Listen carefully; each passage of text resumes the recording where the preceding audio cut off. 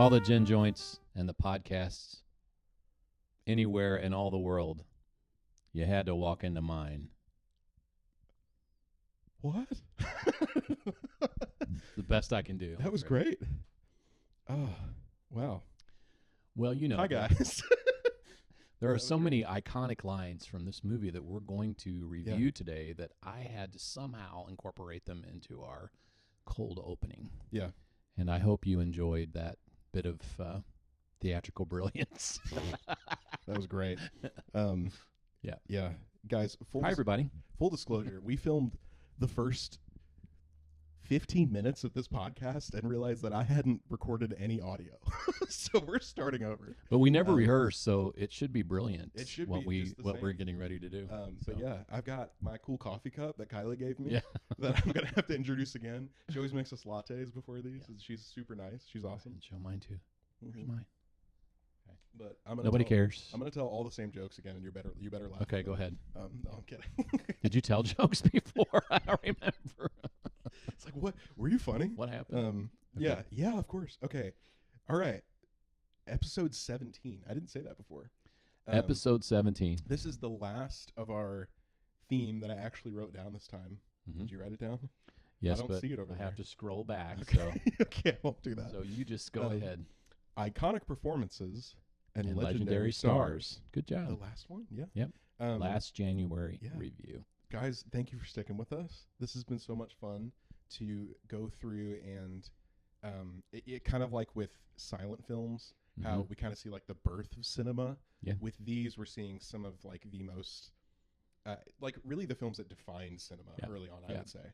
And still from the 50 greatest list, which you know we've strayed from a little bit, but that's okay. Yeah, that's okay. We'll be all right. I'm still kind of freaked out about it, but he insisted. People will be like, they have a list. We've like barely mentioned. There are lots of lists out there. There are also there's lots of 50 greatest. If you Google it, there'd be like 50 greatest. Yeah, right. But we're doing Casablanca. Casablanca.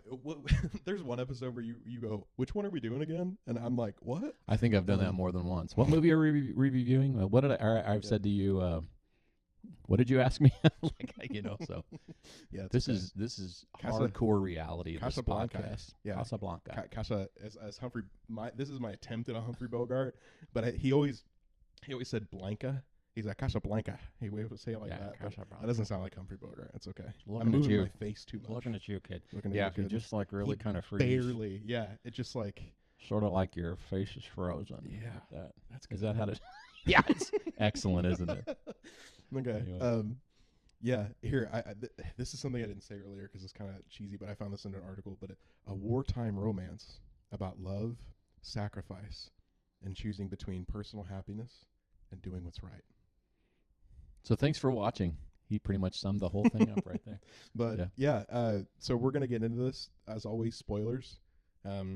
Go watch it. We're gonna talk about the whole thing and spoil everything for you if you haven't. So you'd be surprised the number of people. Not that there are scads, but the people that I have scads.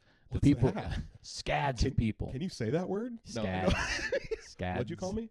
Yeah. You mean like lots of people? Lots of people. Okay. I said not that there are scads, but I've talked to some people and they've said, hey, the podcast is great, blah, blah, blah. And I will say, oh, really? Did you like it? And then when I actually say, are you watching the movies that we talk about? And they're like, no, we just watch you guys. And it's like. That's so funny. Okay. I think we should just turn this into a variety show where we just talk about our lives. That would be funny. Yeah. But maybe some bonus content later. We could do bonus content. We need subscribers. Yeah. More. It doesn't cost anything. It doesn't cost any. It's free. We're begging you. Yeah. Okay. Let's get into some of the background of this. Are you sure you're recording? Yep. I'm recording. Good. We got this here. Testing. And I'm doing my best to hold it afar. Okay. All right. Okay. So we said earlier about we're low brow over here, right? But we're striving. I know we were that low. What was the big word you used? I didn't want to miss that. You said like contemporaneously. Something. Yeah, but is it time for that yet? It's not time. I'm sorry. Okay. I'm getting excited about your steal my thunder. I'm getting excited about your highlights before they happen. That's what it is. About my because I've got to see it before it happens. Okay, well, go right ahead. You talk about your little background. My little background. Talk about my little background. I was born in Illinois. I know where I was there. I was there. You were? Yeah. Yeah, we were estranged for some time. Okay. Okay. All right. So, the background of this film, romantic drama, released in 1942, directed by Michael Curtis. His name ends with a Z. Yeah. Is it Curtis? I don't know. Curtis. I don't know that I care. It sounds Does like a anyone rap. else care? I don't It sounds like a rap name, Curtis. Curtis. Curtis Yeah. what? Curtis here. Yeah. Produced by Warner Brothers. Mm-hmm. It's based on the unproduced stage play Everybody Comes to Rick's by Murray Burnett and Joan Allison. Yeah. This is the cool thing about this film. We could talk about this a little bit, but it was released during World War II, before the war's outcome was known. You know, it was released in 1942, and it was filmed during the early years of the war, right when France had fallen to Germany. Contemporaneously with some of the same things going on. Well, contemporaneously with some of the big deals going on during the war, it was being filmed. See, I just get excited about all his big moments before they happen. That's my problem. And then I had to, it was great. I had to look that up and define Contemporaneously. it. You know, like yeah. Well, it makes sense. But you should learn a new word every day. That's right.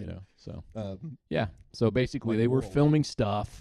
They were filming stuff while the war was going on. They were talking about the same stuff in the movie that was really going on during the war. Yeah. Set in Casablanca, Morocco, a hub for refugees attempting to escape Nazi-occupied Europe. So that was which is crazy to me that they're filming that while it's actually happening. That was like a known thing at the time. Contemporaneously. Contemporaneously.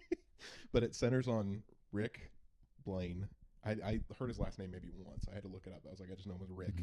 Right. But it's an American expatriate forced to choose between love and resistance. That's another article. And Ingrid Bergman calls him Richard. Yeah, Richard. Yeah, she's the only one. Richard. Everybody else is like, hey, Rick. But the cast, we got a pretty good cast here. Humphrey Bogart, legendary performance as Rick Blaine. Ingrid Bergman as Ilsa Lund. Paul Heinried, I think. Heinried, yeah, that makes sense. As Victor Laszlo. And Claude Rains as Captain Louis Renault. And then that's the only ones I wrote down because like there's so many good supporting actors that it's like those are just kind of the main ones to me. And a lot of those supporting actors had been moved around. Sidney Greenstreet and is that Sam? Sidney Greenstreet was the guy with the Shriner fez on. Oh yeah, who like buys Rick's? Yeah. That guy was my favorite. And oh my gosh, it'll come to me later. But anyway, the supporting cast is seen together in other movies of the time. Oh, I didn't know that. That's cool. Yeah. So, yeah. And then you have to also mention scroll up. Dooley. A little farther. Dooley Wilson.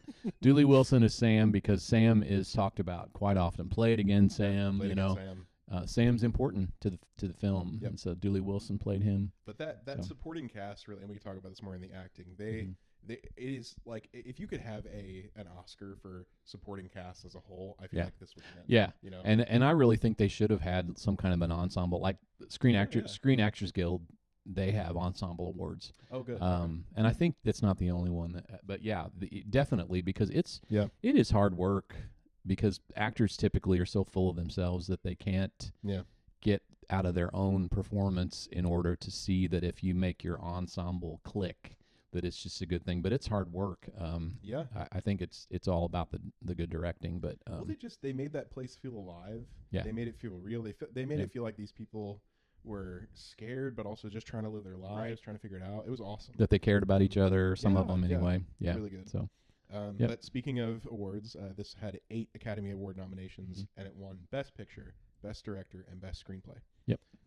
Do you have anything else before I get into my facts? No, I want you to go with your facts. My facts that are fun. Your facts that are fun. The ending, this is pretty important to know when you're watching it, but the ending wasn't finalized until late in production. I don't know if that was deliberate.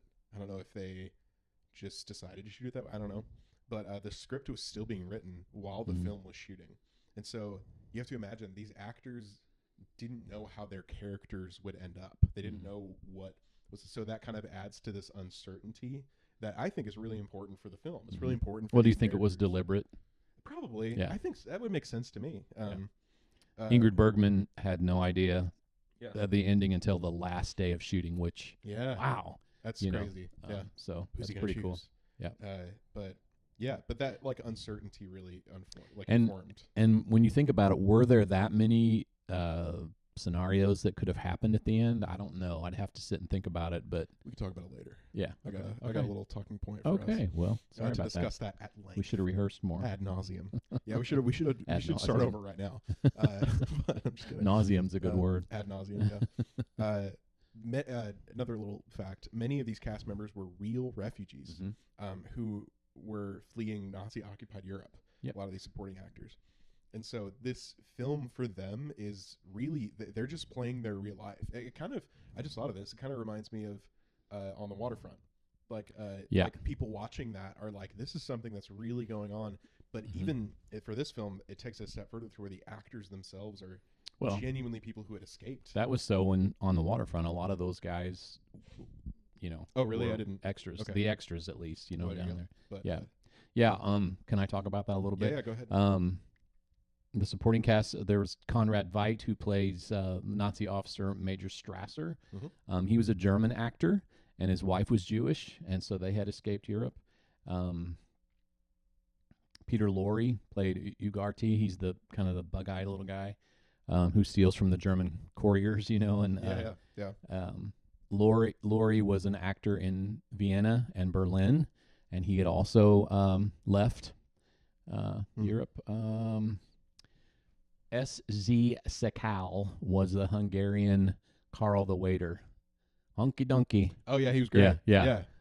He said hunky dunky in Christmas in Connecticut, but you know who I'm talking about. Okay. But he and Sidney Greenstreet, by the way, were in Christmas in Connecticut, one of my favorite Christmas films. Okay. Sekal was a Hungarian cabaret actor, and actually had lost members of his family in death camps. Wow. Escaped to Hollywood.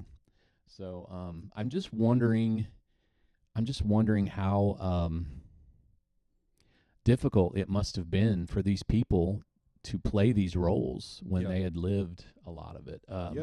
That's something that's so unique about this film, and it kind of sits as almost like an American time capsule in that way, because so many people were fleeing to even America, like we said, but it's got that melting pot feel. It's not shot in America, but it feels uniquely American, and the setting isn't in America. Right. I'm sure it was shot in America, but anyway. Right. Last little fun fact. A lot of these iconic lines from this movie, because the script was being written while it was shooting, were improvised. Like, "Here's looking at you, kid," was not in the original script, but I mean, that's one of those where you quote it before you even know where the film's from. Yeah. The gin joint line was improvised. It was improvised. That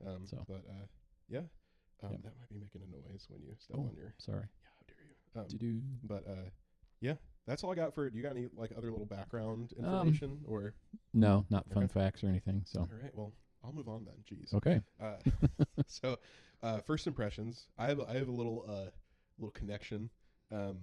So this was my first time watching this, but my Kylie, my wife, has actually been to Casablanca in Morocco, and when she went there, she was romanced by a 45-year-old man who lived off hard liquor and cigarettes, and she left me. I know, I'm kidding. But no, that was when we were in college. She, the year that we started dating, that summer she'd gone to Morocco, and she went on a mission trip over there. Yeah, it was really cool. So that's just a little connection. Yeah, she's been there. But this is like an iconic film that you were like, oh yeah, I know of Casablanca. I know of that movie. But it's cool to actually see it. Like I said, it feels uniquely American. It feels like one of those films that you've got to see because it's quoted so much. It's like with all these films we've watched this month. It's just one of the landmark films that has really defined what cinema is. Well, I'm wondering how many people have seen just snippets of it over the years. I mean, even when I was a kid, I remember people saying, "Play it again, Sam," and this is the beginning of a beautiful friendship. Yeah, this is my first time seeing it. Okay. I did not know, and I think you said the same thing. We did not know that it was really even war themed. That was a surprise because I always said that I like to just turn on these movies that Yeah. we're watching and Yeah. not really look into them because I just like the first impression feel. I didn't know Yeah. what year it took place. I thought it was just a guy in a bar who was romancing people. You're right, and there was some kind of conflict, and Yeah. they had to leave one another at the airport. Yeah. Yeah. and he depended on his piano playing buddy to Yeah. bring him out of his depression, whatever Yeah, it was. play it again. I just thought it was a some kind of thwarted love story or Yeah. something like that. I don't know. And it's it's funny because it's much more serious. Oh yeah, Than that. yeah. It's much more. I don't know. It's even more complex Yeah. than just that. It's not Well, just a and regular romance. variety shows and comedy sitcoms and things have parodied it. What am I trying to say? One more time. No, parodied it to Parodied death. it. Is that what you're gonna say? Parodied it. Parodied. Play it again, Sam. Yeah. You know what I'm talking about. I think Like, the first one I heard, I remember as a kid hearing like, I think this is going to be the beginning of a beautiful Yeah, friendship. yeah, I've heard yeah. that forever. Right. Like, so like we've seen little snips of it, but a lot of times parodied in comedies and things, and you're thinking it's not a serious. I guess I was not expecting it to be as heavy as it turned out to be. yeah. Yeah. So, and it was very complex of a story. Totally. Very complex story. Yeah. And then to find all this background about the supporting cast, the actors actually having real life circumstances, real life experiences contemporaneously while the war was going on. Yeah. So it's way more impactful, way more hard hitting than I expected. Yeah. So yeah. No, that's good. Excuse me while I burp. Oh my goodness. Sorry. Okay. I didn't do it in the mic. We've lost viewers again. It's okay. All right. Do you want to move on to the story and themes section? Where Please we kinda do. Talk about what's going on before I burp again. Yeah. All right. So the first kind of, I don't know, I guess theme or something that the story throws at us that I wanted to talk about was your, like what you want to do, your desire versus like what you should do and your responsibility. Which I think that sounds very simplistic on the surface, but in this movie, it's one of the more morally complex decisions that needs to be made, I would say, from Rick. But at the same time, you kind of, as you learn more about his character, you think, okay, so he has this choice to, because he could totally rat out Laszlo and take Ilsa and forget, because he's just looking out for himself. He could just forget the resistance that Laszlo's helping build and stuff and just take Ilsa because that's what he wants. And you have this idea that she almost would maybe even go for him because she still kind of loves him, I think, or maybe pretends that She tells does. him. She tells him that she still does. Exactly. But you also don't know why. Does she have a motive for right, telling? is she just trying to get something from him? Maybe You just don't know. There's so much of you just don't know in this movie. Yeah, that's the moral. I personally think that Rick's character always was going to do the right thing, and just maybe for a moment in time thought, you know what, I could not do the right thing here. Mm-hmm. I just kind of always thought, and I thought I think he's gotten so used to always doing the right thing, but covering up things, acting aloof, acting disinterested. No, I'm out all about myself when he's really not. I don't know. That's just my take on it anyway. Yeah, no, that's good. I think they do a really good job throughout the movie of just showing little moments where you kind of think, how is this necessary to the story? How does this help? And it's like, well, there's a lot of little moments where he's like, put it on 22 or something like that, where he wins the money for them. Yeah. And it's like, okay, there's that moment where you're like, why are they showing us this? And it's like, it's really to build his character. It's to build who he is. And you kind of, when he does stuff like that, when he does stuff like, just throughout the movie, there's little things he does that you're like, why are they showing us this? And it's like, so you know what decision he'll make by the end. And so I almost wanted it to be more of a like dilemma because I'm thinking like, well, he's obviously gonna give up Ilsa, like give and be like, all right, I'm just gonna do this and but I think the film does a really good job of showing you who he is so that you feel like you know him and you're like, Rick, you know what you have to do. Like you kind of know him and you almost feel like you're beside him being like, yeah, I know what decision he'll make.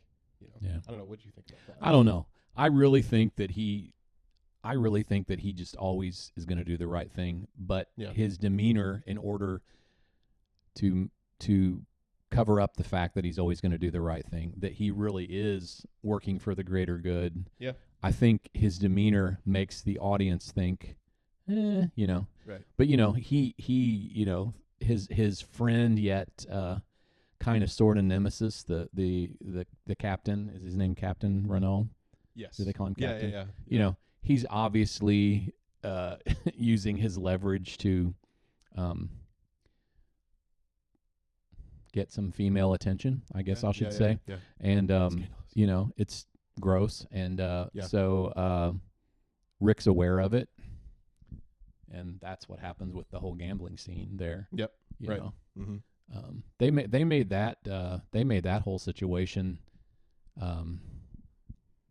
very real and very much like, you know, she's like, if I had to do something terrible to save our lives or whatever, you know, would it be okay? And you really feel bad for her. Yeah. You know, No, it's this really this film is a lot grittier than I thought it would be, because it's there's stuff like that happens where you're like, whoa. And then Claude Rains won the Oscar, and I believe he won the Oscar because even though he's doing things that are rather despicable in the movie, he comes off as being this charming. Right. You still like him. Yeah. And you're still glad that he goes off in the end with Rick and says, "Hey, let's do something else now." You know. Yeah. I don't know. That took some pretty good acting chops to pull that performance off. It's really. one of those roles where you're like, okay, this wouldn't work if it was someone else. if he played it differently. Yeah. You know. Yeah. But yeah, that's good. I wanted to talk about, I guess along the same lines, the idea of moral neutrality. Like Rick, he says throughout the film, you know, I'm not taking any sides. I'm on my side or something like that. Or he says something along those lines. I'm not quoting him, right? But like I said, we see moments where he helps people, and you know, do you think that he is actually neutral? And if he's, and I don't know, my answer is no. And then I'm like, why would he say he is? What's the point of that, you think? Well, again, I don't think he's neutral at all. Mm-hmm. I think that he has very much fashioned this whole persona in order to throw people off. I think he's had to stick with it for so long in order to, you know, help people. He's helped lots more people. Even before he owned this nightclub, he had helped people. I think he has calculated everything and practiced and watched his back and carefully chosen his words and his actions so well that he, you know, he had nothing else to say but I'm neutral, I'm all about myself, which is not really true. I don't think that he is at all. No, the film shows you that he's a good guy. Yeah. I just wondered, like, why do you think he's trying to throw people off? What's the purpose there for his character to do something like that? Is it like so that he can? And I'm genuinely asking. I don't really have an answer for that, because is he trying to seem aloof so that he can, I don't know, help people when he needs to, so that he can, but also like stick with the authorities or something and not get in trouble with them? Yeah. I mean, I think that he has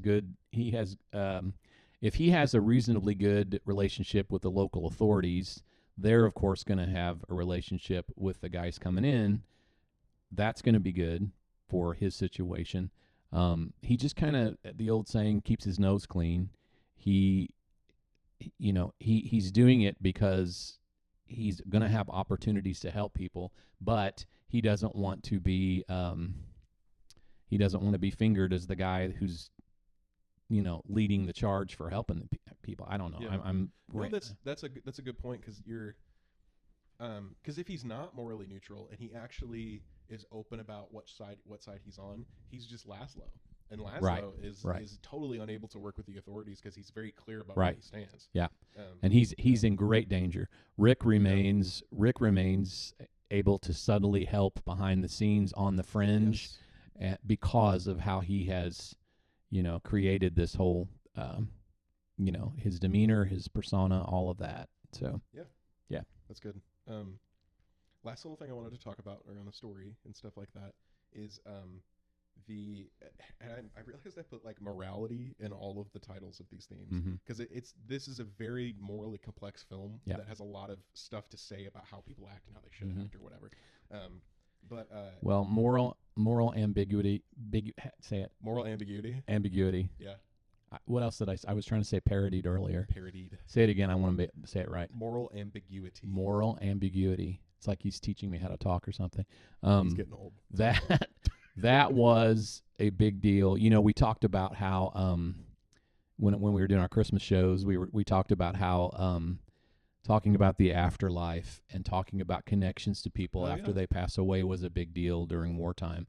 Moral ambiguity, got it, was also a big wartime theme in movies at the time, and focusing on that. And that's probably real elementary for me to be saying that, but no, that makes a lot of sense. Yeah. Like people want to know what's going on, right? You know, there was such a great sense of America, you know, and doing the right thing and helping one another, I guess, and helping the cause. Then it's like the issue is there's a guy in Germany who's trying to take over the world. Yeah, and it's like, well, is he just being patriotic? Like they want answers to this kind of stuff, and you know, so that's the. Yeah, and so people like want to see like who's good, who's bad. We want to make these decisions and see them lived out. Right. But the final, just like little note I wanted to talk about, just because it was interesting to me, was the like morality around infidelity in this movie, because there is some of that. You could make excuses for it, but it does happen. So I would say that even though Laszlo is in a concentration camp and Ilsa thinks that he could have died, right? She thinks he might be dead. I think she's told that he died. I kind of think that's what. I've forgotten that. I think she's told that, and if she wasn't, I want to believe that. yeah. Because I don't think she would have gone off on this love affair with Rick if she had thought her husband was alive. Because obviously she was in love with him. She was with him. She wanted to help with his cause, and then he was in this camp. And you know, people, you know, relationships were severed immediately. People, you know, men were arrested, families were split up. It was a real uncertain, relationship, chaotic, relational chaos. I don't know. Sure, no, that's. But I want to. I'm pretty sure in the movie she's told he's dead, and therefore she goes to Paris. Mm-hmm. Yeah, and then that's where she meets Rick, and she's probably wanting to escape that, which a lot of people, I think, when they move to different countries and we're leaving people behind, they just want to forget everything. I mean, you hear people tell survivors who came to America even. And they're talking about all these things, and you're like, oh my gosh, this is so painful. And a lot of them will say, I haven't talked about this in so many years, or I've never spoken about this, or my mother never mentioned my siblings again, or something like that. You know, 'cause they just wanted so much to put that because it was so horrible. Yeah. So I want to believe that Ilsa thought that Laszlo was dead. So I don't know that I would talk about infidelity. There is an infidelity in this movie. Yes. Captain Renault, you know, using his influence to, you know, sleep with ladies, whether they were married or not. Of course, yeah. But that so then even forgoing the whole like, okay, she thought he was dead. I totally get it. She, you know, wants somebody else. You have mentioned before in like previous episodes that we talked about that relationships back then were almost a little more like flippant and transactional even, which is just how it was. Yeah. But also you could say that there still is some, because she actually never reveals to Laszlo that she had this love affair with Rick. And you can also say that she is dishonest with Rick too, because she never tells him about Laszlo when they're together. And it's like, not that she needed to, but it's like, if they're going to start this relationship and then she leaves him, and I feel like she kind of does him dirty too. But I just want to know, I guess, how but I still felt myself sympathizing with her in the movie. Like, you still get it. You still make up. You're like, she had reasons for doing those things. How do you think the film has us sympathize with her, I guess, even through all that like complexity of the relationships and maybe not telling the truth and stuff? You know, I think it's sort of like, would you call it emotional infidelity maybe? Yeah, totally. Maybe she does tell Rick that she still loves him. Yes. And that's definitely like emotional. That's like, emotional. Yeah. Maybe she thought, I'm just giving her the benefit of the doubt because I did sympathize with her as well. Yeah. Maybe she thought that as her relationship with Rick went on, because everything was so uncertain, she didn't know what was going to happen to her or Rick, probably. Even when they were in Paris, she didn't know. maybe she thought eventually she would tell him.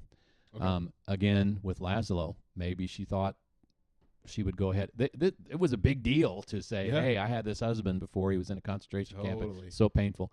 Hey, it's a big deal to say, I thought you were dead. Yeah. I started this love affair. It was innocent.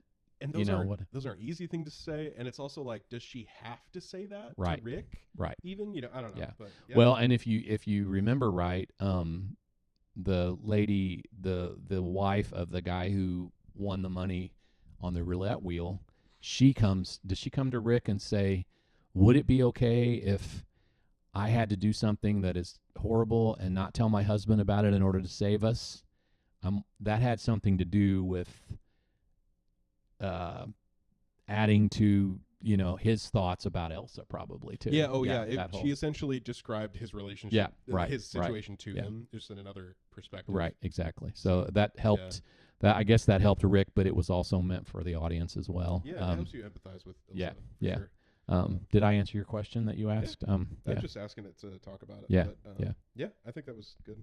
Well, my last little thing is, if you directed it, is there anything you would change about this? This is my. I usually ask this of you. Yeah. And I think that we talked earlier about the ensemble being so great. Their timing, it's just really a nearly perfect picture. Yeah. There's so much going on. I mean, like, just the whole feel of the place, even with the extras moving around. I don't think nothing comes to mind. Yeah. I don't even know if I made any notes about if I directed it, but how about That's okay. you? Why don't you go ahead and talk until I don't know if I did either. I think I forgot this time, but that's okay. What's funny is, I think maybe, I don't know. Yeah, this movie is kind of like one of those perfect movies that you it's really hard to pick something and go, oh, I definitely changed that. The supporting cast is so cool. Like they really make the place feel like it's alive. I don't know if I said that before or not. But yeah, I just don't know if I'd change anything about it. So. Well, I wrote down romance, tension, wartime stakes. They move from each one of those factors seamlessly. Yeah, romance, that's true. Wartime, back and forth. Usually when I make any comments about if I directed it, I say something about pacing, but I did make a note. I feel like the pacing, again, is nearly perfect because it maintains suspense, and that's probably why the director, the writers intentionally kept things from the actors and said, hey, today, this is, and the actors were like, you mean this is how it's going to turn out? No way, Right. The pacing keeps the suspense going, and then it maintains the character interactions throughout. It's just I wouldn't change any of it. I don't think. I agree. Nothing occurs to me to change. Yeah, I forgot to think. Usually I sit there for in a lot because we haven't reviewed any movies that are bad yet. We only reviewed pretty good movies. Yeah. Some of the best movies ever. And hopefully that's going to be the case. Most of the time. Right. But that's the thing. It's and we go okay, what would you change about it? And so I usually sit there for 10 minutes at my computer, what would I do? Nothing. Whenever I'm trying and you don't have to say it. You don't have to say something. And But I, a lot of these early films, I always think, I'd take some more time with that relationship. But really, if you did, I mean, even back then, but this day and age, we don't have the attention span. But I still feel like relationships go too quickly in movies. But it's a movie. It's not real life. Right. So, that's good. So cool. Do you want to get to the acting and some of the cinematography, movie making magic stuff? I just found a word that I don't know the definition of. Leitmotif. Leitmotif. Leitmotif. Yeah, you want to look it up while I'm talking about the acting? This doesn't work. Oh, doggone it. I'm just kidding. Okay. This isn't connected to the internet. The acting, I just Humphrey Bogart. He only won one Oscar. He was a celebrated actor.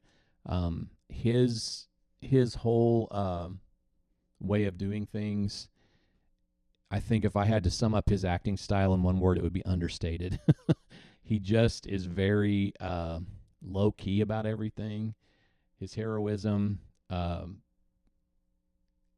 the cynicism in the movie that he shows. He's such a wounded soul. Yeah. But it's all understated. It's all like, hey, I'm cool. I'm smoking my cigarette. I I'm wanted like, to, hey. I wanted to ask you about his performance a little bit. Yeah. Because I made a joke earlier where it was like, okay, I've heard about Humphrey Bogart. I've heard about this movie and that it's like a legendary performance. Mm-hmm. And he like barely moves his face the entire movie. Understated. But he is still able to convey these like deep wells of emotion through like nothing through his face. How do you do that? How do you think he accomplishes that? Like what's the technique there? I don't know. You know, I see a correlation between him and Spencer Tracy. Spencer Tracy is like one of my all-time favorites. Yeah. Both men were alcoholics. That's the secret. Both men. They have to be alcoholics to be good actors. No. But if you think about it, if you're an alcoholic, and I don't know, I'm not an alcoholic, but I'm just thinking that they must have to really put on the dog a lot. What does put on the dog? Put on the dog, like conduct themselves in a manner that will show that they're not drunk. Like fake until they like just like fake it. Yeah, and I just wonder, and that's probably people watching this are probably like, oh, come on, that's so dumb. But I'm just thinking they have to know when to be together and not act too conspicuous about anything. Both Humphrey Bogart and Spencer Tracy both were just very much like learn your lines, rehearse, find your mark, say your lines. Acting is not that tough. Yeah. You know, and it works for both of them. You know, he did the same thing. Humphrey Bogart was an African Queen, Maltese Falcon, Treasure of the Sierra Madre, and he plays the same understated. You know, just that's like the same dude. Yeah. And you know, like you said, doesn't move his face, and he's the kind of guy that smokes, and the cigarette never quivers or anything, and he can kind of talk and smoke at the same time. I was like, what's funny is like, so I don't know. I guess I just had this totally different image of who Rick was going to be in this movie, like Humphrey. Just hearing about the movie beforehand, because you're like, and then Humphrey Bogart's kind of like this like skinny older guy. You're just kind of like, well, and he's not that imposing, right? He's just got this, and not really extraordinarily handsome or anything. Sure, not your matinee idol type, which some of those guys back then weren't, and they were still big, you know, desired by females, you know, guys. But anyway, Ingrid Bergman had already made a name for herself in Sweden, Italy, France. She was an international star. So it was, you know, people expected her to come over to America and wow everybody. She's one of the greatest actresses of all time. She's the only other, besides Humphrey Bogart, she's the only other name in this movie I recognized. I couldn't name a single other thing she's done, but I've heard Ingrid Bergman before. Ingrid Bergman. So, she's a 3-time Oscar winner. She won 2 for lead actress and 1 for supporting actress.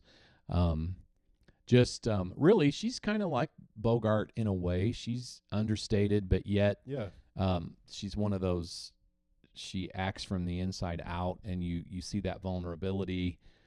She's always playing these complex, emotional characters who could almost be expressionless. And yet, you know, she's just a really great actress with this. Like I said, and like you said, you still feel sorry for her, even if you do feel that she's not doing the right thing in this movie. Paul Heinried, I think is how you say his name. Let's go with it. Heinried. Let's be wrong together. Yeah. Heinried. In this movie, again, he's rather understated. His idealism. Well, so I read this little aside I wanted to ask you about. Okay. Apparently, Paul Heinried and Humphrey Bogart kind of hated each other. Oh, really? And Paul Heinried said he thought Humphrey Bogart was overrated and not a very good actor. Oh boy. And so I wanted to know if you think, like, do you see differences in the way they perform or the way they act? Because you said they both, I agree, they both act pretty similarly, like pretty understated. But like, is there, it's weird to be acting very similarly and be like, that guy's not a good actor, but you're still doing the same. I think they're both good actors. They're I think so both too. different actors. Yeah. Paul Heinried was more debonair. What does that mean? debonair, suave and Oh, yes. more of a Yeah, yeah. leading man type. Yeah, for sure. One of his famous roles was in a movie called Now Voyager with Bette Davis, and at the end, Okay. this sounds awful, but at the end, he does this really romantic thing where he puts 2 cigarettes in his mouth and lights them both and gives one to Bette Davis. Aw. And it was a big deal. Cancer together. Let's have cancer together. But anyway, Paul Heinried spoke against the House of Un-American Activities. So he was a bit of an activist on his own. It actually got him blacklisted or almost blacklisted at the time when McCarthyism was big. So was he? Wait. So what side was he on? I guess was he like exposing communists? Or He spoke against the. They had the House of Un-American Activities, the ones that were going on the witch hunt and trying to find people who they thought were communists. I guess, and he spoke against them. And so he was like, this isn't right. he was in danger of getting blacklisted, and Wow. so for a while for him. his career was affected. But he went on to be pretty successful in movie and television directing. Okay. Yeah. So Nice. he was not at all. He wasn't fully blacklisted, I guess. Mm-hmm. But anyway. Yeah. I said some things about the supporting cast. Oh yeah. There was a lot of texture with them and their humor. Most of them were there for a little bit of humor. Peter Lorre with the bug eyes and everything. A lot of people imitate him. Mm-hmm. Really, you feel kind of sorry for him, and he gets killed and all, and for being a spy but the way he weasels around is humorous. I think, and I always love S.C. Sakal with Carl the waiter. Yes. Hungarian, he's always got ways of saying things, and he's always bubbling around and all this stuff. He's just funny to watch. Well, they all just were so locked into their characters. Yeah. They all, and you kind of had the idea that like they could all have their own movie if they want. Like they had these long backstories that they didn't really show. Anyway. And they were, like I said, Cindy Greenstreet and Sakal were both in Christmas in Connecticut. Yeah. Which they're great in those. I think my favorite supporting cast, well, and he really wasn't supporting, was Claude Rains as Renault. I just really was impressed with the way he made that character, who's really slimy. Charming still. I mean, I'm just amazed by that. Impressive. And you really kind of rooted for him, even though he was doing. And I don't know that his character would go over in this day and age. Sure. Well, it's and that's the thing is he kind of is that character that shows that moral neutrality is really just selfishness. Yeah. Because you're like you're not choosing a side. You're just being selfish. Right. You're choosing yourself. Right. Yeah. And so you kind of. I don't know. I think the reason you root for him is one because he's so charming, but two, he also he says what he just sticks to that. Mm-hmm. Like he never wavers from. He's like, I'm out for myself, and that's who I am. Right. And it's right. It's never gonna. And then you get to that very last scene, and you say, "You dog, are you going to do the right thing?" Yeah. And he does do the right thing. Yeah. Right. Yeah. And so you're like, okay, maybe you'll be all right. But he does nasty things. I mean, trying to use his office, his job to influence women, and that's just awful, despicable. Well, and that was real. It really happened. Yeah. So, for sure. Yep. So that's really all I had to say about the acting. I just think overall everybody, even the little cameo supporting that weren't very big roles, were all good and necessary and carefully done. So cool. Yep. Do you want to say anything else? I was going to get into like scene stealer and casting swap and all that stuff, but do you have anything else you'd want to go ahead. talk about? Cool. Who's your scene stealer for this one? Do you want me to talk first, or do you go ahead? Because I just put Humphrey Bogart like in general, which is kind of lame. I should have had like a moment or something, but like I just couldn't get over it. The entire movie. Like, he didn't even, like, raise his eyebrows or anything. He's just kind of like, oh, what do you mean there? It's crazy. And I'm like, but he still manages to, like, he's deeply troubled. He's and you understand his emotions still. It just doesn't make any sense to me. So I was like, it's some talent. It's really what it is. It's just talent. So that kind of, caught my attention. That's what I'm remembering throughout when I walk Yeah. away from this film. Yeah. So, Yeah. What about you? Well, I feel the same way about Dooley Wilson as I do about Hattie McDaniel. Those actors Yes. were so limited Yep. to what they were allowed to play that they were fantastic actors because they were like, okay, this is what they're giving me. I'm gonna chew the scenery. Yeah. And I thought anytime Sam was around, man, you could tell he cared about Mr. Rick, which made you cringe that he was calling him Mr. Rick, sure. but you could tell he cared about him. You could tell that he played a way more pivotal role in the running of that establishment. He played a way more pivotal role in the emotional support that he offered Rick. Yeah. All of that. Yeah. And just in those little scenes where he'd come and go, that's what you got. That's what that great actor Dooley Wilson was. I already mentioned him, but Claude Rains won the Oscar. Yes. Did he win the Oscar for this one? Wait a minute. No, I'm sorry. He did not win the Oscar. He was nominated, wasn't he? I didn't write down the nominations. I just wrote down who won. I don't think he won. No, this just won Best Picture, Best Director, Best Screenplay. I think he was nominated. Yeah, that would make sense. Anyway, and he should have been nominated. Yeah. I was impressed. I'm not saying that he was that much of a scene stealer, but it's a standout role. I mean, other than I thought Bogart and Bergman and really Paul Heinried, I'm going to say his name wrong every time. I'll stick with you. It's okay. Heinried, they were all great. But yeah, Claude Rains, very complex character. And I'm not saying I was always rooting for him. I'm just saying he really had to do a lot of work with that character. From an acting perspective, it's really genius what he did. Yeah, it's cool. But sweet. They all, when they all had their moments on screen, the supporting cast, they all made the most of it. So yeah. Oh, there, I can see his script from here. Do you want to talk about if you directed it? That's kind of it's all the way down. I didn't say anything. That's okay. Yeah, what did I write? I wrote add subtle backstory moments for the refugees in the cafe. Yeah, that would have been cool, actually. You think so? I just think I wrote that, but well, it's kind of vague. It would have made it a long picture. Sure. Yeah. I think it would have maybe weighted down the story too much. I think if you did it in the right way, though, it could make it more of a tearjerker, where you're like, these people are displaced, and right. But even with that little couple that with the roulette wheel and everything, they didn't have much going on. They just showed a little snips of that, and you still felt such relief for them both. Yeah. You saw his desperation sitting at the roulette table. You saw her, what am I going to do? I'm going to do something desperate, You still felt for him. So totally. Did we really need backstory on some of them? Probably not. Like the older couple sitting out in the cafe at the beginning, he gets pickpocketed by that guy who keeps saying there are vipers or vultures all around or whatever.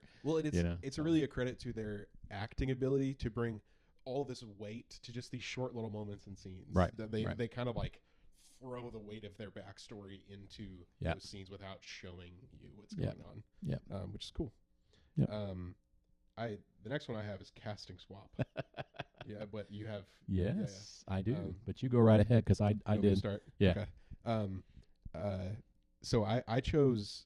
I just thought this would be interesting because this is one of my favorite probably portrayals like ever. Is Christoph Waltz. Oh, in Inglourious Basterds. Yeah. So he plays the Nazi captain general. Yep, definitely. And it's he has that like polite yet menacing quality. I knew you were going to say menacing. Like Heinrich Strasser, like it would work so well in that. I totally agree with that. I think you could really just plop like that Nazi character into this movie and it would work and it would be really good. But Christoph Waltz is one of my favorite actors ever. Yeah. I think I watched there's a famous YouTube show from have you heard of Good Mythical Morning? Yeah. So they have from you. They have a sub channel called Mythical Kitchen of their cook who like he makes meals and stuff like that. I'm going off on a little tangent, but it was cool. It's okay. But he has this show. You got to check it out. I think it's called Last Meals or something like that. And he invites like all these famous people on, and he asks them like, what would your like last like death wish meal be? Like if you were on death row, what would your last meal? You could eat anything. And he has these like he's like a professional chef himself, but his team like cooks them these like meals, and then they he eat kills them, them. and they talk. But then he kills them. No, but then he had Christoph Waltz on, and it was one of the best interviews I've ever seen. I mean, I think Josh, the guy, I forget his last name, but the guy who runs the interviews is a very good interviewer. But I just love Christoph. Well, Waltz. Christoph Waltz, So he's one of those people that you feel like every time he opens his mouth, something brilliant's going to come out. he's just a genius. He's just really good. Anyway, I love him, and I think he would have killed it in this movie. Yeah, I agree. I like him. Yeah, I'm glad I know who he is, because sometimes you bring up people, I'm like, who's that? So I feel the same way about you. Who's your cast? Do you know who Mark Rylance is? Yeah, no. He was in Dunkirk. Okay. He was in the movie Bridge of Spies. He was in the movie BFG, Roald Dolls, the big giant movie. Anyway, sorry, I'm not gonna make that. For some reason, he came to mind when I was thinking of of Claude Rains' character. Although I love Claude Rains' character in this, his acting so much. But Mark Rylance, I thought, I pictured him as he could play the smarmy, slimy guy who finally does the right thing. Yeah, sure. That same thing. And after that, I guess I sort of like trailed off because I had other ideas, and I don't have any other casting swaps after that. You really only need one. Yeah. I mean, yeah. But yeah, as we get into like our closing last few questions here, double feature. I didn't do on stage or on screen just because I was like yeah. Sometimes it just doesn't work. I mean, this of course works better as a film. I just thought it was kind of a boring question because it's like yes or no, and it's like all right, right, and then right. Done. But double feature. What would you pick? Well, there's a movie from 1946 called Notorious. Okay. It has a very. I'm not going to tell you anything about it. I just think you need to go watch it. And really, we ought to do like bonus content. Yeah, totally. With our double features, but yeah. This movie has similar romantic suspense elements. They do a lot of the same type things in this movie, and I would recommend that as being a double feature. Good Do you deal. have I one love too? that you didn't say anything about it. That's awesome. That means it's good. I'm not gonna tell you who's in it. Just watch it. Yeah, trust me. Okay, so as with all my double, I don't like to, because you could easily be like, you could just Google what's a good movie to watch with this one. Mm-hmm. I like to sit and go, what movies have I seen that I think would pair well with this? I'm trying to find a reason for it. Yeah. Well, I'm going to interrupt you. I try to think about a modern day movie, and I always end up going, nah, here's a movie that's similar from the 40s. Anyway. I know like nothing from the 40s. Yeah. So I just go from what I know. But that to say, this is kind of a weird pick, but have you watched A Marriage Story with Scarlett Johansson, Adam Driver? Mm-hmm. So no, I have seen snips of that. So incredibly like emotional film. Yeah. It's the reason I thought it was similar is because what Casablanca is really about is it's this romantic tension. Yeah. Right. Yeah. And it's two people learning how to move on and say goodbye, essentially. And then A Marriage Story is also that. It's these two people. That's not a spoiler. These two people who are going through a divorce, and you see them break apart and learn how to move on and like fight and like all this stuff. And so I thought that was it's almost like a modern, like not retelling, but it's a story that's very similar. Just two people falling out of love and learning to move on. Right. And so and Scarlett Johansson, Adam Driver, amazing performances in that movie. I thought they're it was both so great. good. Yeah. But yeah. That's good. Yeah. That's what I got. Way more cerebral than mine. I'm just like, as always. No, but final takeaway: don't live. Why are you laughing? I didn't say anything. I don't know. Don't watch this movie. Don't watch this movie. No, don't live in Casablanca during World War II. It's scary. I walked away. I've said this a few times now, but like I think this movie is kind of like a time capsule of like American history, especially during World War II. So you have the feeling of how the world felt. Yes, is in this movie, and it's right. like if you want to know how people felt in the early years of World War II, watch Casablanca. Yeah, I would agree with that. Sense it. Yeah. I think it's not only not only because of the story, but because of the background of these very actors who had escaped Europe to actually work in this movie, and so they're not. It's kind of like in oh, never mind. I won't talk about that. But it's really like these actors know what they're talking about when they're trying to act like people who have fled Europe. That's literally their experience. So Yeah. I think that's what I walked away Definitely. from it. Well, I walked away with I felt like you said, if you really want to know what life was like and where people's heads were, but by the same token, especially with Rick, his nobility throughout the film, his moral complexity, those two things are what makes, I think, this movie. It's the biggest part of what makes this movie a timeless movie. I think it's the reason that this movie is one of the greats of all time, because it just, you have to have elements in a movie that make it timeless. People can still relate to it. Patriotism these days, you don't know what it really is supposed to look like. People have differing views in our present day. Yeah. But just the I think that's the biggest problem in our country is, it's not about blaming anybody on a political side. It's about morals, lack of morals. And he makes us think maybe he's going to pick something else, but yet he remains steadfast, and he has morals. I don't know. Does that make sense? Yeah. No, I just think that was my biggest takeaway I was thinking about, why is this movie so great? And that's what I came up with. That's it. The moral ambiguity. Yes, moral ambiguity. Yeah. Cool. Yeah. What would you rate this?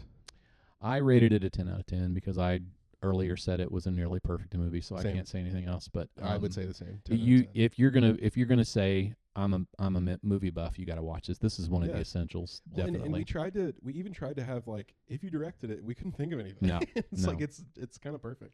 It's just like I said, the balance of romance, suspense, historical resonance, the whole thing. It's just a perfect blend, all the way across. So totally. Okay. All right. Well, that about wraps it up. Looks like we're about time. Next week's movie? Yeah. No, we're just gonna let him guess. So I'm kidding. Okay, but it's next week's movie. But that's it with our amazing performances. This is our last one. So I know. But they're all going to be stinkers from here on out. No. Yeah, exactly. No. February. So what was your? Why are they going to be stinkers? Why are they going to be bad? Yeah. What was your? You had a fun alliteration with February. February favorites. My February favorites. These are, people. Ever since I was a little kid, what's your favorite? What's your favorite? Yeah. I always have so many favorites. So your idea, it was my son's idea, was for me to recommend a full month of movies. Yeah. I was all nervous because I'm like, we're getting off of the classic list, but we kind of got off on Christmas also. Yeah. And he keeps saying it's going to be okay. It's going to be okay. So I said, okay, I'm on board with it. But because I wanted to stick with the classics. Yeah. But really, all of my favorite movies are classics. No. I really kind of, I'm just kidding. I mean, they are. Yeah. I randomly kind of pulled out my favorites because I have a lot of favorites. Well, and the stipulation here was your favorites that I haven't seen. Right. That was the coolest thing. Yeah. So the ones I picked, I shot him a list, and he said, I haven't seen any of these. I said, good, cut, print, whatever. And so he is going to watch these movies, which I've already seen, and I'm going to rewatch them.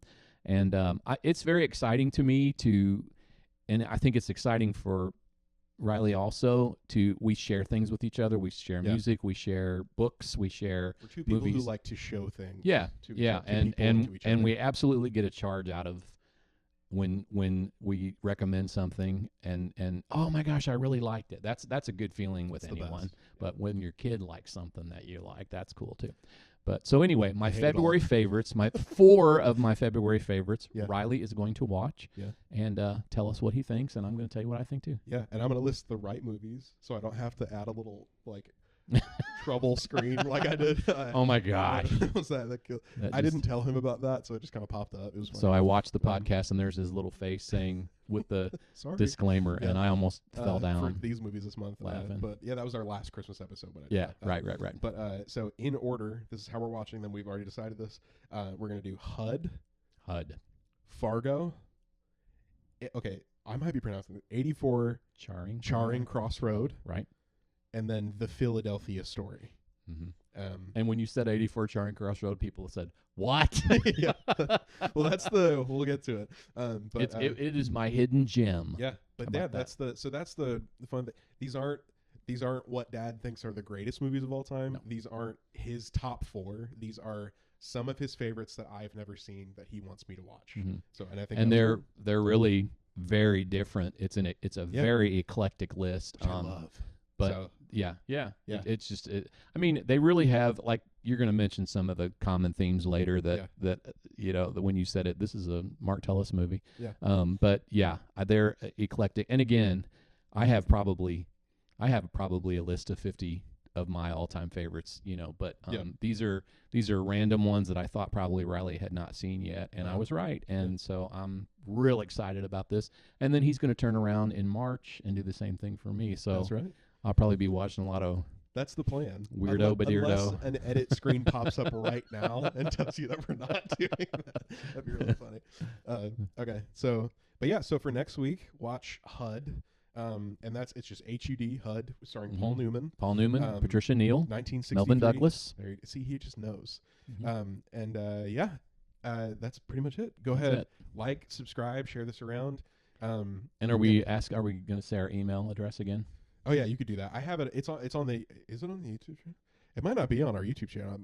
I don't know. But it's Movie Nights with Dad, all one word, all lowercase. Movie Nights with Dad @gmail.com. So email us any. But also you can just put stuff in the comments if you have any like suggestions or anything like that, or if like we got if we pronounced Paul Heinrich's name wrong or anything we get wrong or something, just let us know. Send us a video. Yeah, send us a video. Email. Don't email us videos. I'm not gonna tell that to the internet. That would be kind of weird. I'm gonna get like anything. Anyway, thank you guys for watching. We appreciate it. I can't believe that we're about to move on to episode 18 after this. It's kind of crazy. Amazing. It feels like we just started. I know, and we are just getting started. But yeah, thank you, Dad. Thank you, son. I love you. I love you too. Bye, guys. Bye, everybody.